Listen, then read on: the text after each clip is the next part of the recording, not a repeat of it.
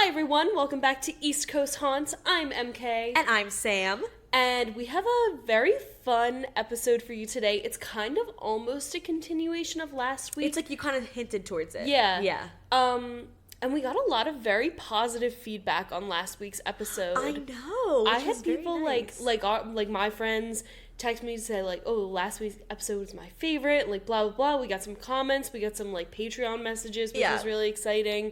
So thank you for the feedback. Yeah, definitely it makes us let feel us good. know. Yeah. And maybe we'll do like more hotels because I kind of think that the like bed and breakfast hotel niche That's like our niche, yeah. is like kind of I think our most popular episodes. Our most popular episodes, and they also tend to be the ones that are like the most fun to talk about. Yeah, I agree. I think partly because we like to look at the TripAdvisor reviews and stuff. Like I just think love that's so looking funny. at TripAdvisor reviews. So that one was fun. I'm gonna give you my own TripAdvisor review for this haunt because I was just recently there. Yeah, you're right. You were just recently there. Sam, do you want to tell the people where we're going today? Yes. If you have not guessed, we are going to Mount Vernon. Woo! Which is in Virginia? Yeah, I guess? Virginia. Yeah. Mount Vernon, but Virginia. It's like right by DC. Yeah, it's literally right outside of it. It's just a short 10-mile bike ride away. That was part of what I was gonna say. Oh, I'm so sorry. No, it's okay. It's okay. It is just a short 10-mile bike ride away, though. But uphill. Completely uphill. It's not for the faint of heart. You gotta really want to go to Mount Vernon. Exactly. You gotta be dedicated George Washington fans, which I know, of course, we are. Okay, speaking of exercising. Mary, she's like hiding this story from me. She's like, I want to wait till we're recording. It's literally not that big of a deal. I just got really excited because someone recognized you while you were running. No, they were like, I can tell. But a shout out to this one girl that when I was running. So I was like, I was like in my own little world. Like, of course, I had my music in. I was not paying attention to any of my surroundings. Love to hear that. I know. And this girl like flagged me down, like cut across my path, like flagged me down. Was like, because I had a baseball hat on, and I guess I was like looking down at the ground and like stuck her hand underneath and like waved at me to get my attention.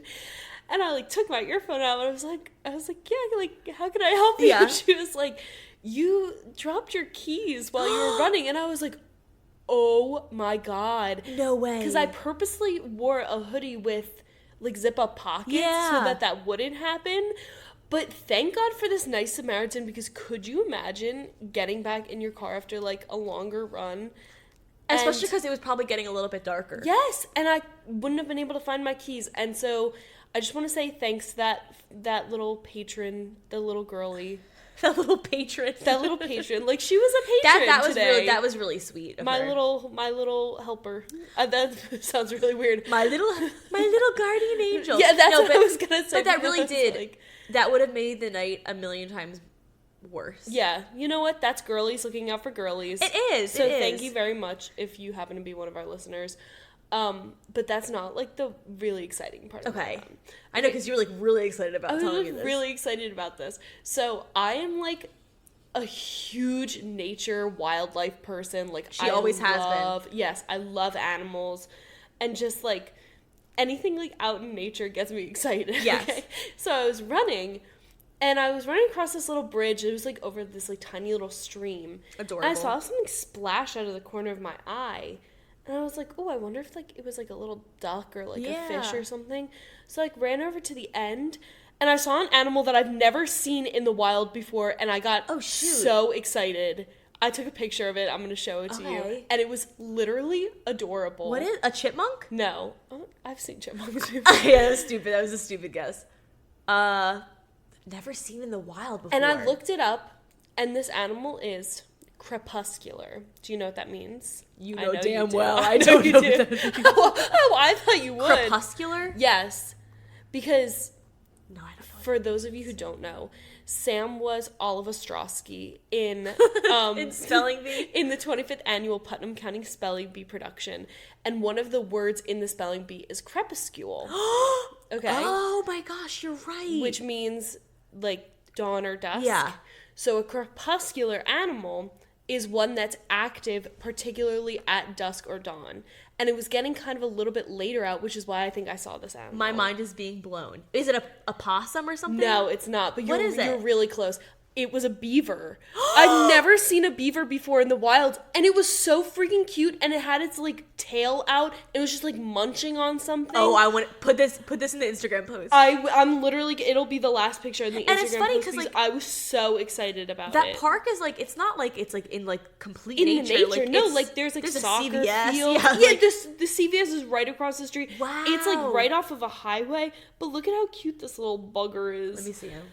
I was literally losing my mind, and I couldn't get his tail in the picture, but it's definitely a beaver. That I is was so excited. That is the about most it. beavery I beaver. know, he's so That's cute. actually a very good clear photo Thank of him. you. He's so chunky. He's so too. cute. Oh my god, I'm literally obsessed. He almost looks like a capybara. Yeah, a little bit. He was bigger than I expected him How to big? be. Probably about maybe like a foot and a half, Okay, 2 like feet a long. dachshund almost. Like his like body, I would say, not including his tail, The was tail. probably about a foot and a half long. What was he doing there? That's so funny. I don't know. Well, there's like a little stream that Who's comes building out this of like dam?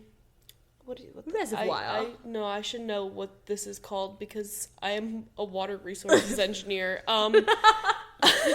Your company's gonna hear this. A Like, fire weir. you. There's like a weir. You're asking the wrong gal.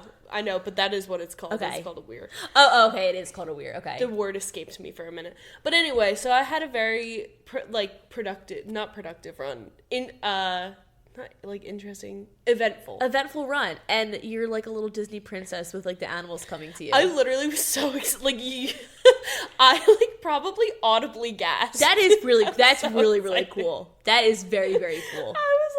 I took a picture and I texted it immediately to my family group chat. I'm so proud of you. I'm like beaver happy friend. for you because I know that was probably like, it literally made that was my day. awesome. It literally made my day.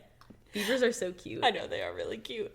Well, now I can say that I've seen one in the wild. And also when she came back into the apartment, she was like, the craziest thing happened. I was like, oh my god, what could this be? And it's very cute that it was a beaver. I know. I feel like I kind of hyped it up a little too much, but it was important. It was very important to me. It's important to me too, because it's important to you. Thank you. Adorable. All right.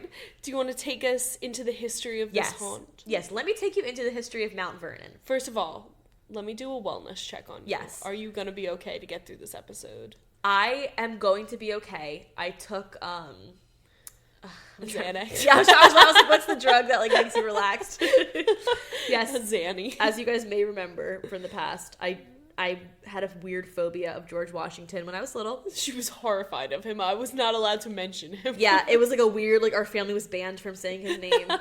I was a very weird child. It's okay.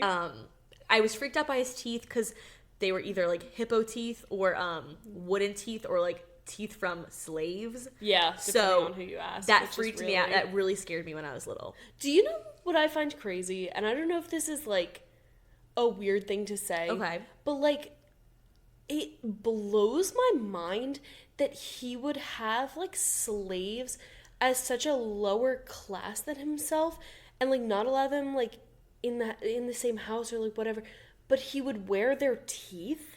Yeah, like, it's like, what? why? It's like, okay, so their teeth are good enough to be in your mouth for you to take from them and put it in your mouth and use as your own teeth, but you're not gonna. And I'll tell you about it. He did not treat his slaves well. I'm not that surprised. it's possible. Unfortunately, but, yeah. I'm really not surprised. Yeah, I have to say this didn't make me like him anymore. This Good. research. Well, I honestly have to say the only George Washington I'm a fan of is the one in Hamilton. Oh my god, I was like, where is she going with this? Yeah, me too. One last time. What? Sorry, I should put a trigger warning before I say that. What's his name? Christopher Jackson. Yeah, that's the one. Yeah, he is awesome. Not an accurate representation. Like the old meme that was like either going around on TikTok. Yeah, I think it was. It was like the audio. It was like it was the end of Hamilton where George Washington is like, she tells my story. I speak out against slavery. And he like looks at her and he's like why would you say that? You could have done so much more if you only had time. All right. Anyway, so okay, let's get into it. Okay, the real George Washington. Okay, so this is the real George Washington we're talking about. Okay. Mount Vernon. Yes. For those who don't know, Mount Vernon is the former plantation estate of George Washington, first president of the United States of America.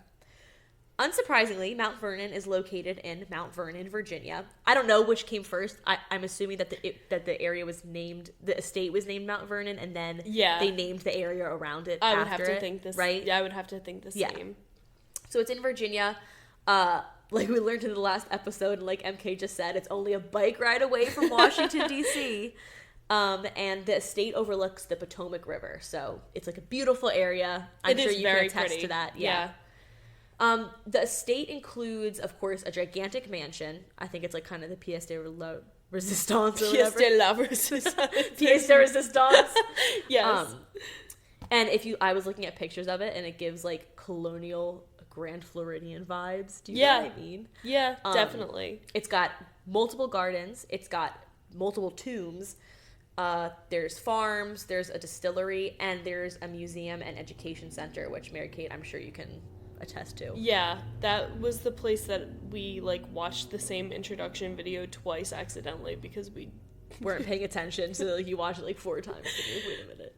I was dying to go to the distillery, but yeah, that part was fun. I was like, ooh. Unfortunately. Is it still active, I wonder? Yeah, it is. That's pretty cool. They make like whiskey. And they were selling Ooh. bottles of it in the gift store, and I told my dad that they were like bottles of whiskey that George Washington himself made, and he was like, "What?" That would be millions of dollars. That was a good lie. That was a good one. All right, so before Mount Vernon became the icon that it is today, it was known as Little Hunting Creek Plantation.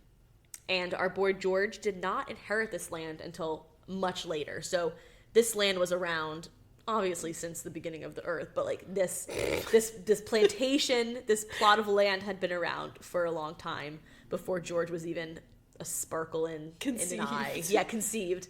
So get ready for a confusing family tree, but I'm gonna do it as concisely as possible. I'm really, really bad at picturing family trees, so It's not so be working overtime for me. It's not so much a family tree as it is like who inherits what and why. Okay, so Mount Vernon, it was originally, and you know, back then it was called Little Hunting Creek Plantation. Okay. It was originally owned by John Washington. Who is? He's the guy that originally owned it. You don't need to know anything else. So no relation to George No, there Washington? is. He is. He's George Washington's like distant relative. Great grandfather, I think. So John originally owns the area. John passes it on to his son, Lawrence. Okay? Lawrence. After that, Lawrence passes the land on to his daughter, Mildred. We love a feminist. That's pretty slay of her. Yeah, right? So, pretty cool. Mildred. So, Mildred is the granddaughter of John Washington, that original guy. Okay. So, next, Mildred's brother, Augustine, buys the estate from Mildred. Okay. And builds the main part of the plantation house. I want to know what Mildred did with all that money. I know, me too. What do you do as a woman with money back then? Get burned at the stake. Okay, yeah, probably. So, like I said, Mildred's brother, Augustine, who would also be the grandchild of John, because he's Mildred's brother, right? Yes, okay. And Augustine also happens to be the father of George Washington. Okay. So, it goes from the original guy, who is John. John passes it to his son, Lawrence. Lawrence passes it to his daughter, Mildred. Mildred's brother is Augustine, whose son is George Washington. So, it goes from Mildred... Oh, so Mildred is George Washington's aunt. Yes, exactly. Okay. So, I guess then that makes John Washington, I guess, like the great-grandfather. Yeah, the great-grandfather of George. Great-great-grandfather? It's either great or great-great. I don't know which. Yeah. I won't keep the audience waiting. Okay, so thank you for sticking along with that. So Augustine, George's father, buys the estate from Mildred, and he builds the main part of the plantation house, like I just said. Okay, and I'm sorry, I also forgot to say in there, sorry if this is confusing everyone. No, you're good. But Lawrence is John Washington's son, right? He's the first guy to inherit the plantation. And he gave Mount Vernon its name, and he named it after an English naval officer, Admiral Edward Vernon, which is like kind of ironic because it's like an English officer, and then like George Washington, who was like one of the big players in the American Revolution. Why would you name your estate after some British officer? I'm wondering if he was like fangirling, if it was like his equivalent of like, Yeah, actually, I didn't think about how weird that was until you're saying that right now. Like, that's like me naming mine, like, Mount Harry Styles. Mount Styles. Mount Styles. Honestly, I'm like kind of has a really, nice ring to it. like, I like Harry Styles too. I'm not even sure why that was the name that came to But mind. it's just like but it is like it's random. It's like, why would you do that? Like that's so random.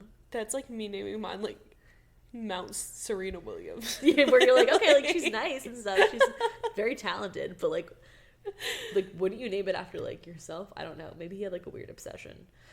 Okay. Wait. Yes. If you were to name your house after a celebrity, who would you name it after? I feel like now we gotta talk about this. Oh. I mean, like, let me think of someone with a really cool name. See, I kind of think, and I don't support this person as a person. Oh dear God, where are we going with this? But I don't support their actions. Okay. But I do think they're a great athlete. I would name mine Mount Tiger Woods. Oh, isn't that kind of a cool? Yeah, that's a cool like, sound. name? That's a really cool name. I really thought you were gonna say like Trisha Paytas or something. Oh my God. With the way you're like building up, I was like, where's Mount this R. going? Kelly. Yeah, right. Like, let's think of the most problematic people we could possibly. All right, so we've got Mildred's brother Augustine, who's George's father, buys the estate from Mildred, right? Yes. Augustine passes the estate to his eldest son, Lawrence. Lawrence is George's half brother. Half brother. Yeah, because I guess you know how people died like in like their 20s back in then. Their childbirth. Yeah, their childbirth era. Like, so Augustine passes it to his oldest son, who's Lawrence, and Lawrence has it for a while. Lawrence eventually passes it on to his half brother.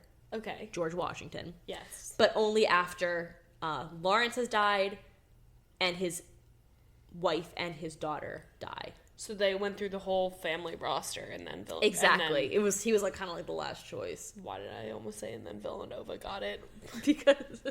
because just out of habit. Anyway. So finally George Washington gets it.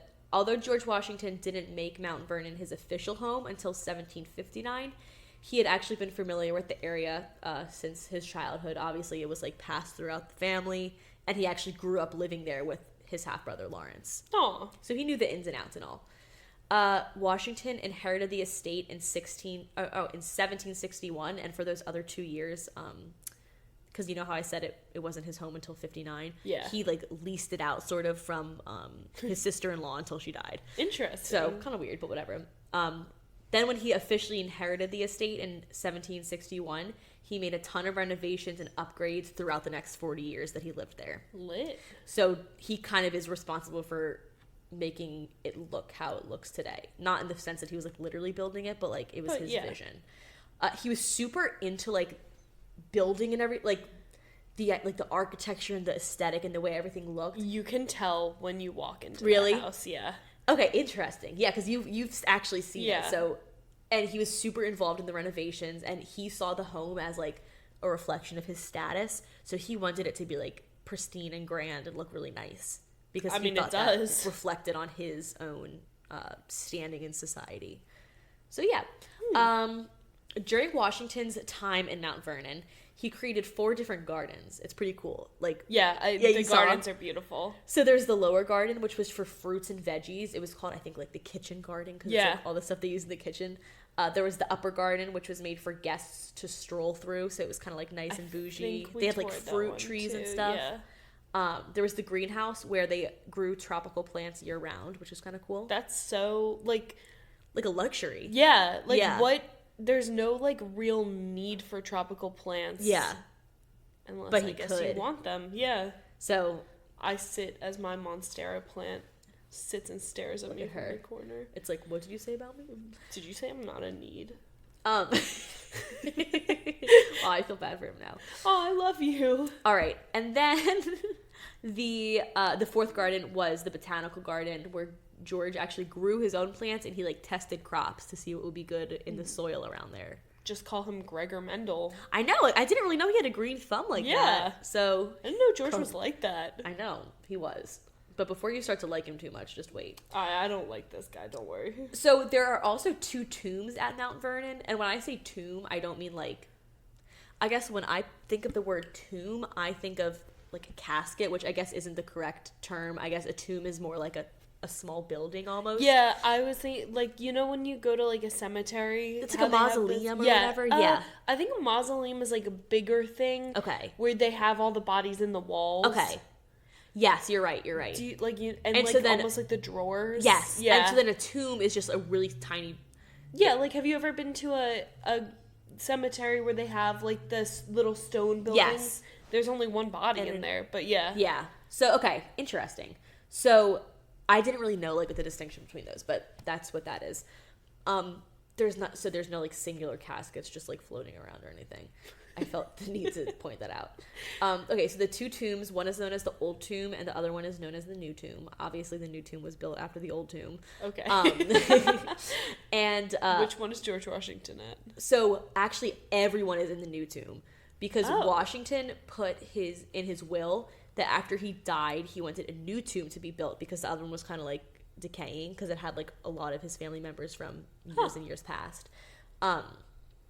So he wrote in his will, okay, like after I die, I want all of us to be moved into a new tomb. But he didn't like let them start making the new tomb until after he died, which I get. Like that would be daunting to like see them like building your tomb. Yeah.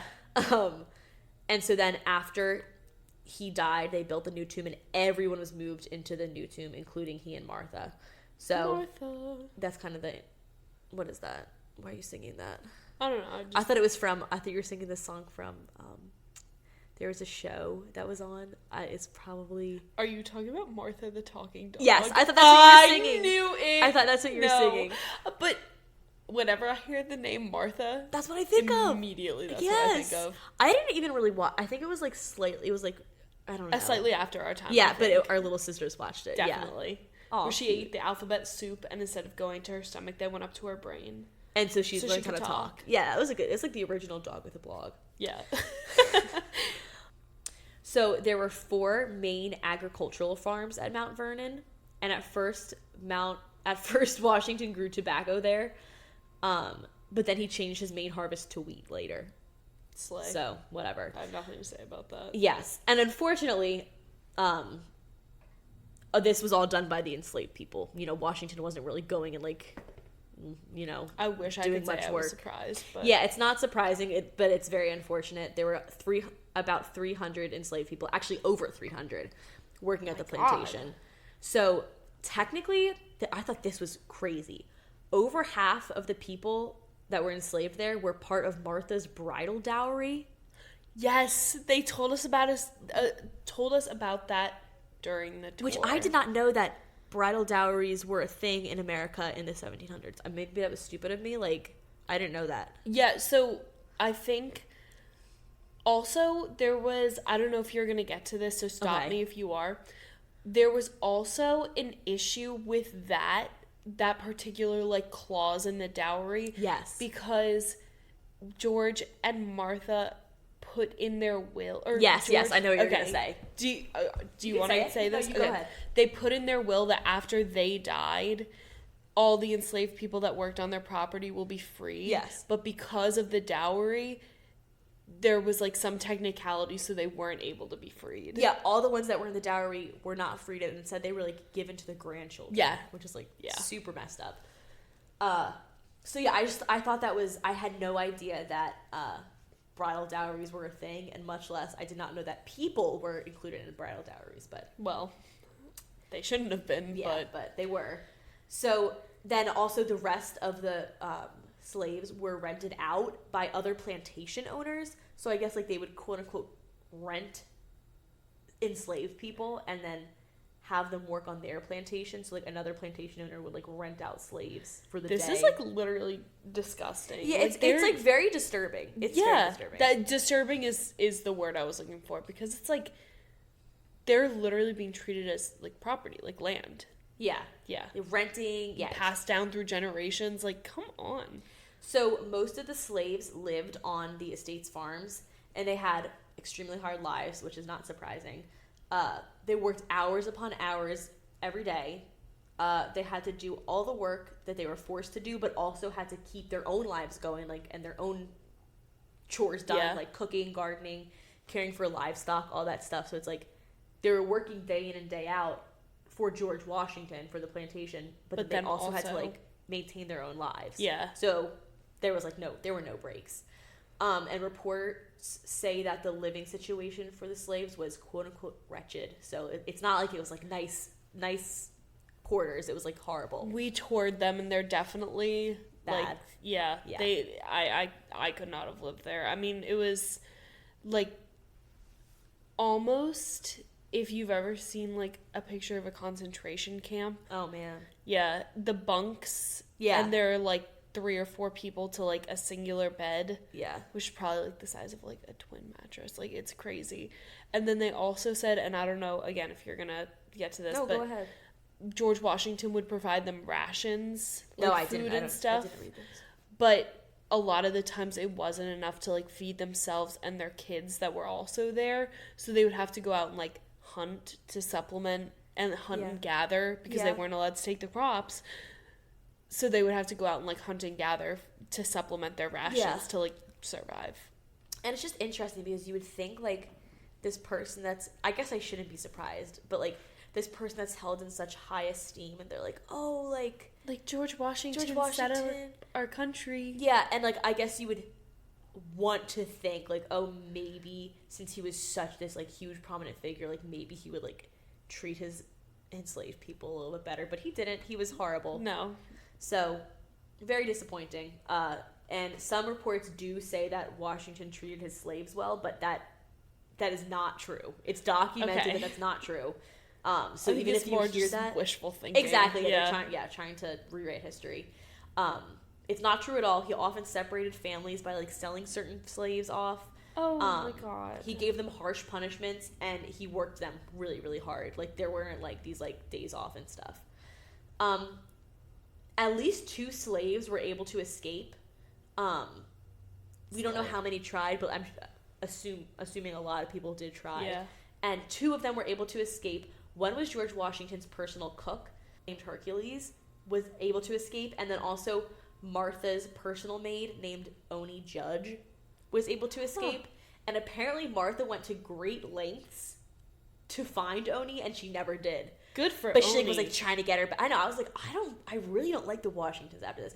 But like apparently Martha like really went like tried to find her and like get her back. But Oni escaped. She got away. Good for Oni. So I thought that was at least like one thing that was like a little bit positive. Yeah, definitely. They were able to get freedom. But the enslaved people were finally freed in 1801, the year before Martha died. And this was not out of the goodness of her heart. Okay? Shocking. It's speculated that the real reason she did this was because the slaves knew that they were going to be freed once Martha died, according to George's will. So she was scared that they were going to like uprise and kill her to like speed up the process so they could be free. Which honestly, as they should. A valid fear, yeah. As they should. And so she was so scared that they were going to do that to her that she just freed them the year before she died. They wouldn't kill her. I guess she was paranoid. And like you said before, the slaves that were inherited like from the dowry were not freed, and they were passed down to her grandchildren. So Which only is so sad. not all of them were freed in 1801, but all the ones that were not included in that dowry were. So, yeah. Now we're going to skip ahead a little bit because that's kind of like the main chunk of history with it. How it came to be like the landmark that it is today. Yes. The Mount Vernon Ladies Association owns and maintains Mount Vernon, which I thought was interesting. I'm actually going to mention them. Oh, good. I'm excited. I just thought that was so interesting, like a ladies association. Yeah. And the association the association was founded in 1853, which I also thought was interesting. Like, that's a long time ago. Yeah. So the association purchased Mount Vernon in 1858 for, guess how much? And remember, this is 1858, so like it's gonna not be quite as much as you think, but still a lot. 20,000, like. No, I think I misled you. It was actually 200,000. Okay. So like still a lot. No idea how inflation works. Yeah. So like definitely like a lot by that day's standards. No, 200,000 is like gets you a shack. Yeah. Nowadays, yeah, not even I'm thinking of like in Jersey. I know exactly. So, but and they purchased it from George Washington's heirs. I don't know who they were, but that's who they got it from. Cool. And the association were they really tried to save Mount Vernon and all 500 of its acres. And over the years, lots of people who are very well known to history contributed to the cause. I guess gave a lot of money to it. People like Henry Ford and Thomas Edison. Oh, okay. Although I found out this past weekend that Henry Ford was like a huge anti-Semite.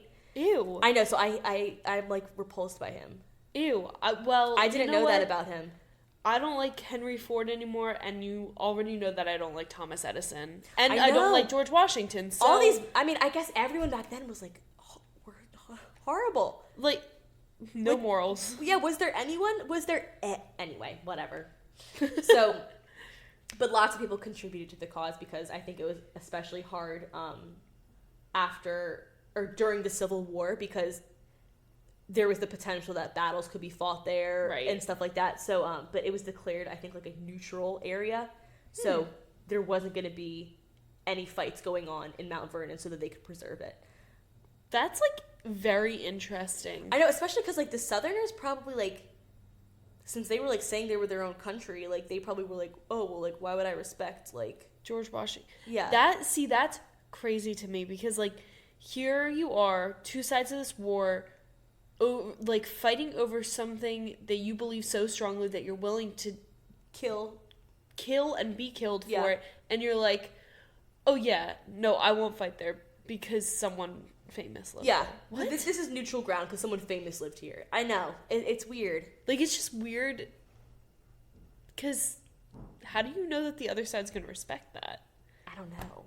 Well, I mean, I guess like if there's no one to fight, it's like, why would you go over there anyway? You know what I mean? I guess that's true. So, I don't know. But, so that's kind of how it was able to last all these years. And then, of course, since then, it's been like a huge landmark. People go every year, tourists. Yeah, renovated. So, yeah. While we were there, actually, we thought they were doing construction to, like, just, if you're looking at the house, like, right to the left of it. Like, literally almost into the foundation of the house. Because there was a big, like, pit. So we got up there and we asked one of the tour guides what they were doing. And they were doing an archaeological dig. Which, isn't that so cool? Oh, my gosh. And they said they found some artifacts. Like, they found, I think, a Native American spearhead. Wow. And they found, like, some kitchen pots, kitchen tools from Washington time. Oh, wow. Yeah. Which I thought was pretty cool. Yeah, that's really cool. I wonder how they got buried there in the first place. I don't know. Isn't that, though, because I was thinking when they were telling us about this, I was like, what if I, like, dropped a penny? Yeah. Right? And then one day it's, like, dug up, like, millions of years in the future. Like, I wouldn't think about dropping that penny, but, like, that's a priceless artifact 200 years in the future. 1,000,000 or 200? Decide. Just kidding. I don't think that the world would be around in 1,000,000 years, unfortunately. Whatever. No, but that's true. It's like you wouldn't, like, the Native American probably, like, just, like, dropped the arrowhead and was like, and, like, didn't even think about it. Yeah, I'll make another one. And then it's like, now it's like, that's this huge That's discovery. gonna go in a museum, I also feel like I just said, like, 3,000 times in that sentence, it's so I'm okay. sorry. Sometimes it slips out. Anyway, so that's all I have on the history. And I'm sure if there's anything extra that you learned, you'd love to add it here. I would love to add it. One of the facts that really stood with me on the tour was that there's one room that's painted this, like, hideous shade of green. It literally hurts your eyes. And it's, like, everything in that room is painted green. Like, the molding on the ceiling, the fireplace. I think it's the dining room. Okay. But it was... to make you, like, not hungry. No, well, they would have done the job. But I think the tour guide said it was because, like, George wanted to show off his wealth, and green was, like, for whatever reason, the hardest color of paint to make. And do you know what was in that color of paint? What? I think it was like something. It was either mercury or, like, lead.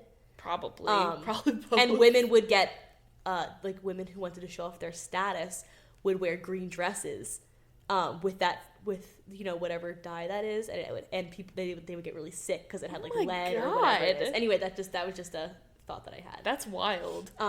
But anyway, so that's why he did that? Yeah. And it didn't even look good? Well, the house is very weirdly colored. Like, there's a completely, like, yellow room, too, which I'm going to talk about, like, a little bit.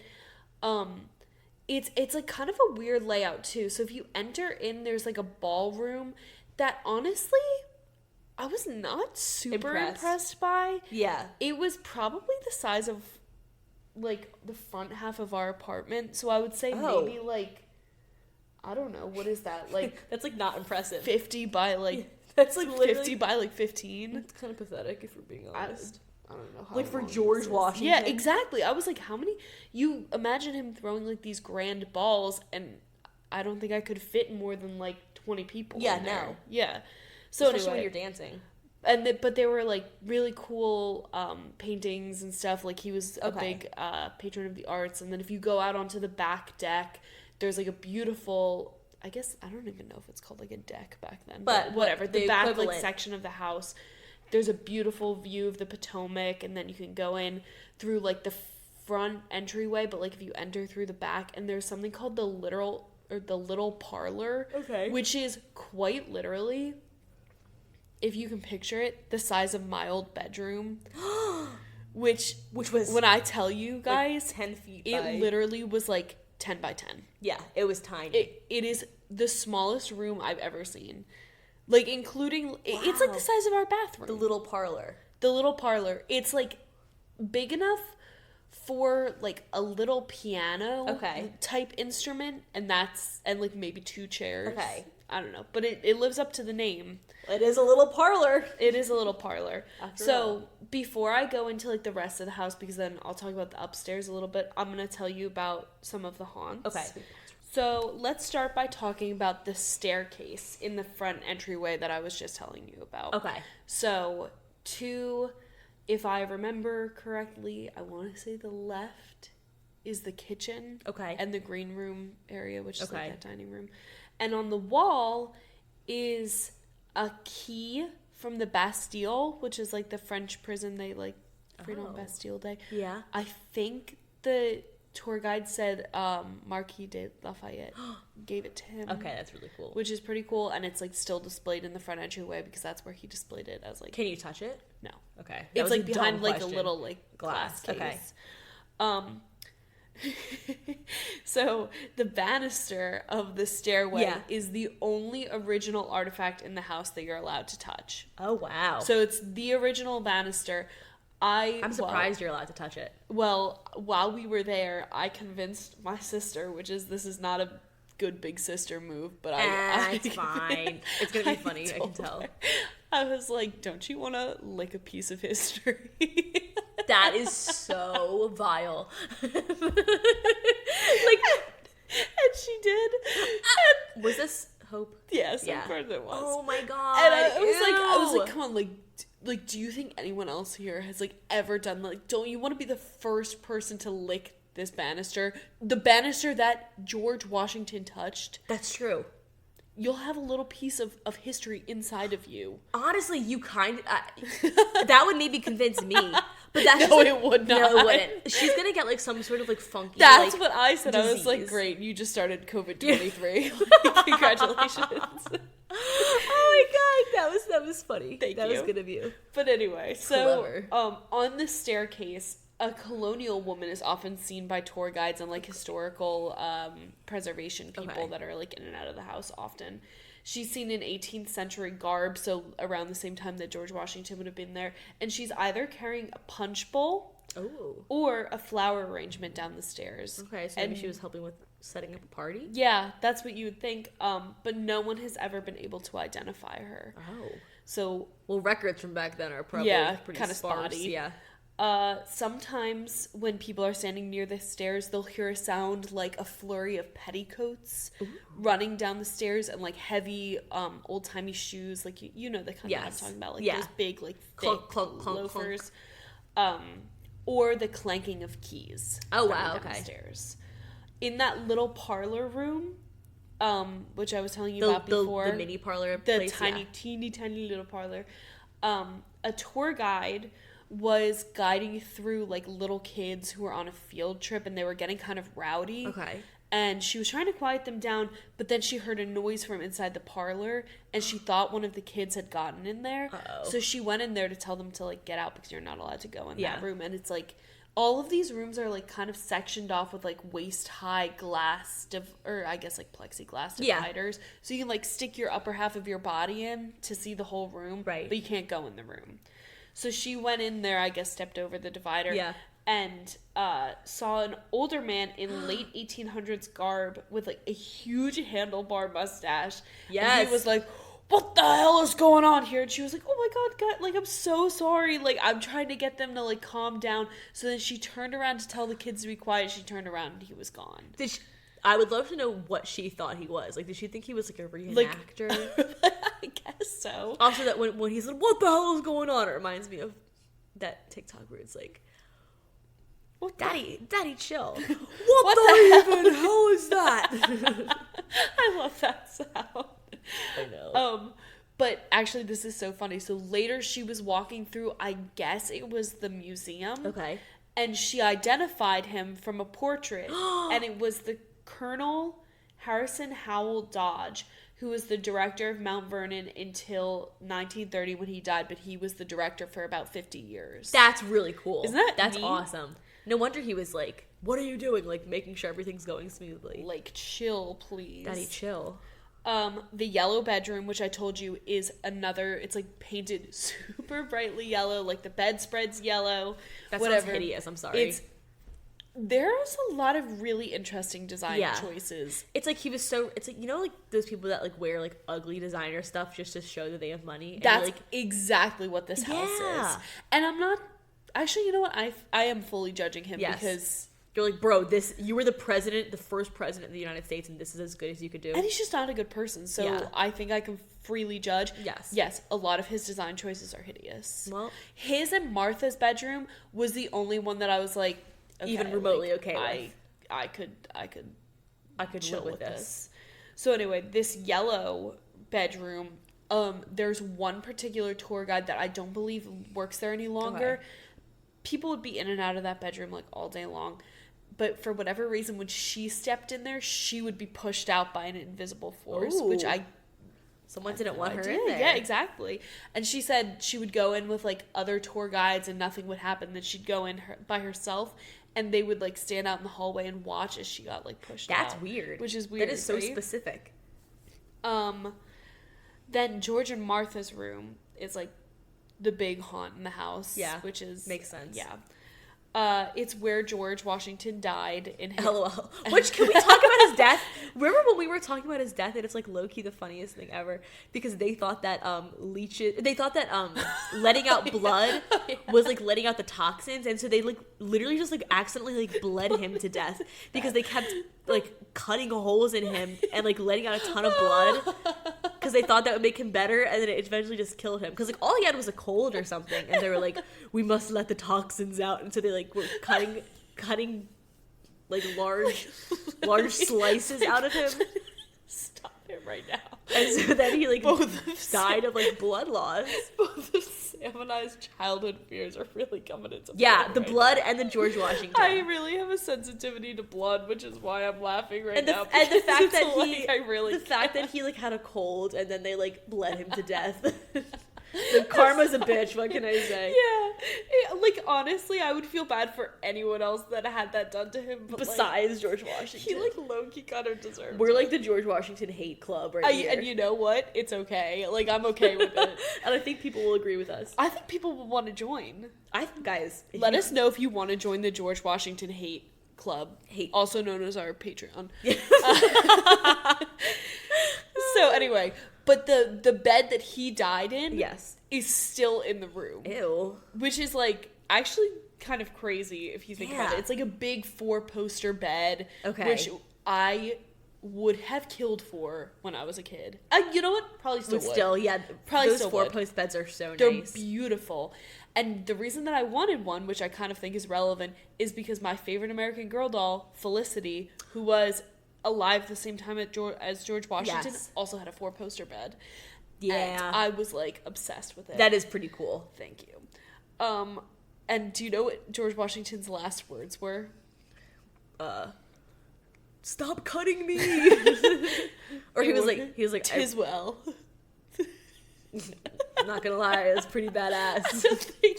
I don't think it was. Was that him saying like it's all? I don't think it was "tis well." Like that was his way of saying like it's all good. Yeah, like, tis like, well. we're good. Like it's the same as like me saying to you like, yeah, it's Like, chill. it's fine. And then We're good. And then they're like, okay. They probably were like, can we like do another cut? And he was like, "'Tis well." And then Can we throw another leech on there? let's throw another leech on that body. See if this gets rid of that cold, that nasty sore throat you've been feeling. "'Tis well." So those would be his last words. It's kind of iconic though. It is. It really is. I need to like get it together for a second here. Okay. "'Tis well." All right. So I thought this was kind of cool because hauntings are reported as early as 1890. Wow. Which is usually when we hear like hauntings are from. Yes, you know right? what I'm saying? Yeah. Like people were like telling the one newspaper in the area The singular that newspaper. they would like print on the printing press. The American Times. And they were like, yeah, we're reporting hauntings. Like, So what back then? I guess it was just like a almost like a tourist attraction, like it is now. well, the women who were part of the Mount Vernon Ladies Association. These freaks. Yeah, Just kidding. freaks for history, baby. Freaks for George. As part of their like historic preservation of the estate, would stay over in the house. You know what? I kind of do think that they might have been like a little horny for George. Yeah. Because listen to What are this. They would stay in the bedroom and they would sleep in the bed that he died in. All of them together? A couple of them. That's sus. I That's know. So sus. It's literally so Why? sus. But every Why? woman, I don't know. Just because they had to stay over in the house, I Their guess. home lives weren't great. So they, that's had literally what sleepovers. this They sounds had like. Sleepovers in But- George Washington's deathbed. And they were like, I'll tell you a story. Hold on. So every woman who stayed in the room would report either seeing the first president or feeling a strange brooding presence. Oh, brooding. Brooding. Yeah, I could see George Washington as a brooding presence. But Brooder. there was one such occasion that Mrs. William Beale and her friend, quote unquote, were sleeping in the bed together, which It's fine. it's fine. Yeah, Like, you that could be totally straight and, like, innocent. have a little Yeah. sleepover. I do think. That maybe they were more than friends. I kind of think so. They woke up to a candle sputtering loudly. yeah, exactly like that. And they saw an apparition of George Washington. So they both were like, "Oh heavens!" And they got dressed. After Got dressed. yeah, they were in their petticoats. they were. They were in the long That's, johns. you know what? They got dressed because they Ladies. weren't dressed in the bed together. So All interesting factoids. just a little interesting, just a little gay history. Wait, so were they excited to see George? I don't think so. I think they were scared because this I'd be so incited. The newspaper reported that they got into an argument before getting out of the room and getting dressed over who was sleeping on the side of the bed that he died in. Why does And they that were matter, like, though? You were sleeping on the side. No, you. Why does that matter? I don't know. He still died in the bed. Yeah. Like, why were you sleeping in his bed? Like, it feels like they made this, like, whole, like, preservation society so they could live out their, like, weird fantasies Of, about, like, George living- Washington. I don't want to piss off anyone that's part of the Ladies Association. Well, I'm being a but- little bit, wait, what is the word? Facetious. Facetious. That's not even the right word, though. That's the It's worst not, part. but it's. I'm You're just being, like... I'm being hyperbolic. Yeah, I got it. But, like, it's like they would, like, role play as, like, Martha and Yeah, George. literally. Like, what is this? That's like kind of what that's the vibe I'm Yeah. getting. But then they when would they like, saw- cook in the kitchen and like Yeah, it's like, or like go like pay rent and get your own house. Like, what is this?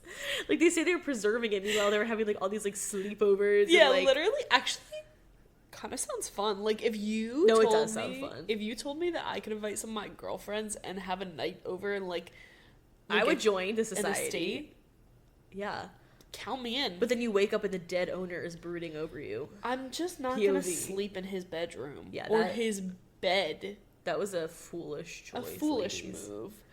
But anyway, they went downstairs and they heard his sword clanking around in the bedroom. That freaks me out. Yeah, right? That's actually really scary. I think I'd be out of the house. An apparition of him. That might be like the freakiest. I know this is gonna sound stupid, but like to me, that's like the freakiest visual on East Coast haunts so far. Ooh, interesting. Like of George Washington, like walking around, his sword is clanking, and like he looks pissed. Like I'd be so scared. Yeah, and you're sleeping in his deathbed for some reason. Which the deathbed is crazy. That's on them though. The deathbed is fault. Crazy. Sometimes in the middle of the night, like alarms, like motion sensor alarms, will go off in the stables. What used to be the stables, and then like what people estimate to be like the amount of time that it would take for someone to like unsaddle their horse and walk up to the bedroom. Yeah. Then a motion sensor alarm will go off in the bedroom. Oh. So people who are there are like, he obviously was like putting his horse to bed and then going to bed himself. Okay, wow. And, like, unsaddling him. Interesting. Terminology, but unsaddling him. And then people report seeing sights of like blurry apparitions that will disappear into like thin air at the new tomb. Oh, really? Yeah. Interesting. And that's pretty much the hauntings for Mount Vernon. It sounds like it's very active. That's what I'm saying. It's like a lot of these I don't want to see a ghost at Mount Vernon. I don't either. There's something about it that feels sinister, and because we don't probably just because he was like a bad person. If someone's I was gonna say suffering like there. If someone's a bad person in life, like I don't want to come across their ghost or their spirit in death. Yeah, because I think then they're still probably not a good person unless they've repented. But yeah, had a little Scrooge moment or something. Exactly, that's exactly what I was thinking. Like, but there's something about George. Like it's the history it's super interesting. Yeah. Like I can respect, like I'm glad they preserved it so we can like learn about it, but yeah. like George Washington still, and it's not just the teeth, but like he just freaks me out. I get it. And like, I get it. Men from those days in general just like freak me out. Like the wigs, of course they own slaves. That's a really scary part. That's like the worst part. All of the components, obviously, but like there's so much like gross stuff about them. You know, there was like weird stuff going on there. I hope we're not like making any George Washington stands angry. I'm not trying to be disrespectful. We're not discounting what he did for the country. Like he was a very important historical figure. He just wasn't a good person. But it was interesting. It was interesting to learn more. I feel like I've like avoided him for so long. So that it was interesting to learn about him. I cannot believe I'm still on this. I like literally cannot believe that they bled him to death. Like it's so funny. Like and not funny. Like that's the wrong word. No, it is funny. It's like it's humorous. I know that's like the same word, but like. But it's like I get what you're saying. Not haha funny, but like okay. I will say though, when my family was touring so I've been to Mount Vernon before. She's a Mount Vernon vet. Like once before. You go every year on your birthday, right? Yeah, it's my favorite tradition. I'm actually a pass holder. She's head of the society, the women's society, association, the ladies association. No, I will say I've been one time before this, probably when I was like 8. Okay. And then when we went again this past time, my entire family was like so delirious. Yeah, and also, which I don't know if you could tell by the licking the banister story. We were literally wiped from this bike ride because it was like the most grueling exercise experience I've ever had. That's insane. And I'm sure there's going to be like Mount Vernon locals that are like, the trail is not that tough. But listen. It was for me because I'm not a biker. And biking uphill, like that's a lot. Crazy. That's a lot. Yeah. I was going to say something. Oh, was your family like disappointed low-key with like the rooms and stuff? Yeah, because we do this very fun thing in our family, which I love and I will do till the day I die. If you are visiting a historical site, like I say, like we've toured a few castles, like we toured like the Hearst Castle out in California. Ooh. We've toured Winter in Pennsylvania. Yes. The DuPont mansion. Yeah. We did that if together. you tour a mansion, which I'm not sure if this is something that our readers are our listeners are going out and doing on the regular. But you absolutely must pick your bedroom. Right? Yes! Pick the bedroom that you want to stay in. Yes. And you know what? I didn't want any of the bedrooms in this house. That's saying something. I was like, fine, I'll settle for this one. I thought Hope, my sister, her favorite color is yellow, so I thought she was going to be all over the yellow bedroom, so I thought I was safe from that one. No. She was like, I don't want that. No. That she Because I was like, you know what, maybe I'll take George and Martha's bedroom, but of course she was the first one to go in there, so she was like, I call this bedroom. You don't want that bedroom. He died there. You don't want that bedroom. I do want that bedroom. It has a nice view overlooking the Potomac. Do I want the one that, like, John and Abigail Adams fucked in? No, not really.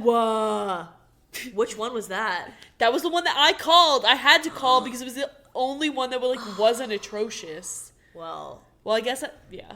It is atrocious in its own special way. Yeah, it really is. You know what? I love picking out my room. That's the thing. I do have 2 little laundry list items before we sign off. Okay, let's hear them. One is a nice little shout out. We had a Patreon episode. Or, not a Patreon episode, a Patreon contest. Yes. That was won by our very own lovely Oliviana. She guessed the horror landmark, and it was, in fact, the Exorcist stairs from the movie The Exorcist. Wow! Which, if you've seen it, there's quite a few famous scenes that happen on those stairs. Someone dies on those stairs. I love me some Exorcist. I really do think it's like... I guess Oliviana does too. Yeah. Well, she's got good taste. Also, I have to set the record straight because I got yelled at today for it. Not actually. I got a very angry text, which I feel like I need to say is like an exaggeration. Like this is a what do you call it? A hyperbole. A hyperbole.